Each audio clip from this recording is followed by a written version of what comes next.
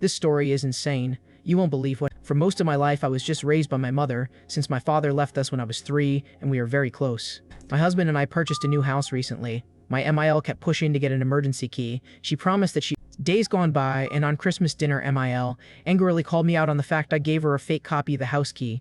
She shamed me for doing this in front of everyone, but in my defensive I asked her how she found out, and she said days ago when she came over at 4 while my husband and were out. I reminded her, didn't you promise you wouldn't use it unless there's an emergency, and you broke the promise you made to us? She looked red in the face, and the other family started staring, and some even laughed at her for the face she made.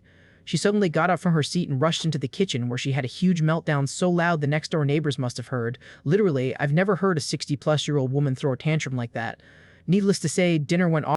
Last week we met, and he was completely not what I was expecting. He was thrilled to see me, almost cried, and wanted to hear everything I had been up to for the past 15 years. I asked why he left, and that's when I got his side of the story.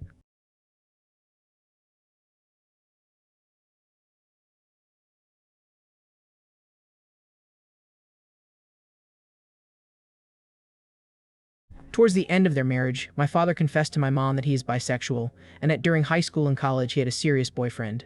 He was ashamed of his sexuality, which was why he hid it from my more traditional mom. My mom was angry but didn't divorce him because of it. After the divorce, he began dating his boyfriend again, and my mom freaked out over me being exposed to this. My mom petitioned for full custody and was granted it. Over the years, my father has attempted to reach out to my mom about me, but she has never budged.